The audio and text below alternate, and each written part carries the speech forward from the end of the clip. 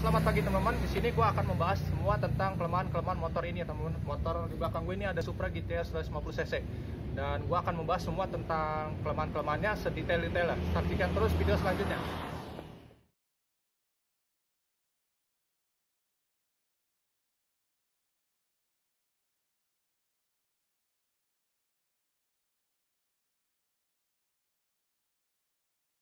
Teman-teman, kita bahas lanjut ya kan tentang kelemahan dari motor ini teman-teman. Untuk yang pertama kita lihat dari bagian jok motornya teman-teman. Kita lihat jok motor ini dalam kasat mata juga udah ketahuan ya, keras banget ya, kayak kerobok gendar.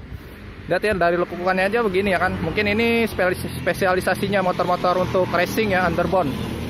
Dan kalau misalnya dibawa jauh-jauh nih teman-teman, gue udah ngerasain ini dari Jakarta ke Bogor buat jalan-jalan, Jakarta Tangerang buat nyari rezeki ya kan, buat kerja. Itu kalau misalnya perjalanan jauh itu pantat terasa sakit ya teman-teman, kayak keras banget lah istilahnya teman-teman ya. Ini untuk kelemahan yang pertama teman-teman. Dan untuk kelemahan yang kedua, yuk kita buka bagasinya. Nah, buka bagasinya dari sini ya teman-teman. Kita putar tas, kita buka. Tada. Nah, lihat gak ada yang namanya bagasinya teman-teman ya. Kalau misalnya di Supra X 125 itu ada bagasinya teman-teman. Tapi kalau di sini gak ada ya teman-teman. No, rata, bersih. Mungkin ini spesialisasinya motor-motor untuk underbone ya, untuk yang berjiwa racing. Nah, kalau misalnya ada bagasinya teman-teman, mau pakai bagasi nih, bisa teman-teman. Itu beli di aksesoris motor ya teman-teman, aksesoris motor Honda-nya teman-teman. Terus kalau misalnya untuk kelemahan yang ketiga teman-teman nih, ini di bagian tangkinya ya kan, untuk mengisi bahan bakar ya teman-teman. Ini hanya menampung 4,5 liter. Ini menurut gua sih salah satu kekurangannya juga ya. Mungkin teman-teman nih mau beli 15.000 atau 20.000 udah berasa banget penuhnya teman-teman ya. Oke teman-teman, ini kelemahan yang ketiga dari motor ini. Kita lanjut ke bagian depan. Kita tutup dulu ya. Nah, untuk di bagian depan kita lihat bagian bodinya teman-teman ya. Nah, sekarang kasat mata nih, motor ini tuh punya kelemahan juga di bagian bodinya. Kenapa? Lihat dari bodinya teman-teman ya, itu agak tipis banget ya bahan material plastiknya.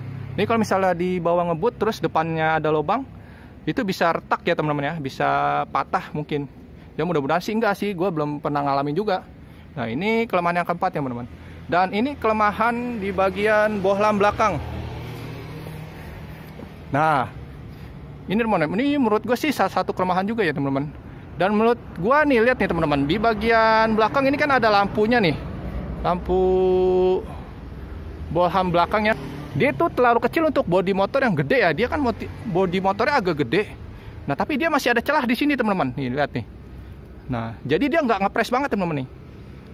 Nah, mungkin teman-teman punya Honda CB nih 150e di bagian belakangnya nih, itu ya pasti ngepres tuh sama lampu belakangnya ya. Bodi sama lampu belakang itu ngepres. Tapi ini nggak ada celahnya. Ini lampunya kayaknya kekecilan nih kalau menurut gue nih. Tapi nggak masalah ya, gue tetap suka. Dan untuk kelemahan yang kelima, nah di bagian rantainya. Rantainya itu suka terdengar suara sek sek sek sek sek sek sek sek sek. Nah, mungkin ini salah satu spesialisasinya ya motor Supra ini ya teman-teman. Dan nggak hanya di motor Supra aja ya teman-teman. Gue kalau di jalan nih suka ketemu Honda CB 150R, itu suka bunyi suaranya. Suara rantainya suka bunyi sek sek sek sek sek kayak gitu teman-teman ya. Ya mungkin ini udah salah satu ciri khas dan spesialisasinya teman-teman. Oke, yang terakhir kelemahannya ya teman-teman, mungkin dari segi mesin. Nah, mesin ini kan ada yang bilang bunyi tek tek tek tek tek tek tek tek. Nah, selama ini gue pakai 5 bulan nih teman-teman, 5 bulan terakhir belum ada masalah yang bunyi tek tek tek tek tek tek. Lihat. Nah, ini kan menggunakan mesinnya hampir sama ya sama Sonic. Dia DHOAC transmisi 6 percepatan ya. Ini betapa kencengnya motor ini teman-teman. Dari motor ini ya, itu lihat teman-teman, kalau misalnya dari jauh, motor ini terlalu pendek untuk orang tinggi kayak gue teman-teman. Tapi kalau misalnya teman-teman nih punya tinggi badan 170, 165 cm, itu merdeka banget naik motor ini. Tapi kalau untuk gue 180, itu agak sedikit menekuk ya kaki gue ya, agak sakit juga ya, kurang nyaman ya. Tapi nggak apa-apa ya teman-teman, gue suka ya kan. Oke teman-teman, itu aja sih yang bisa gue sampaikan terkait kelemahan dari motor ini ya teman-teman. Kurang lebihnya mohon maaf. Nah, mungkin teman-teman nih punya motor juga, motor Supra GTR ini, bisa sharing kelemahannya ya teman-teman di kolom komentar. Sampai jumpa ya.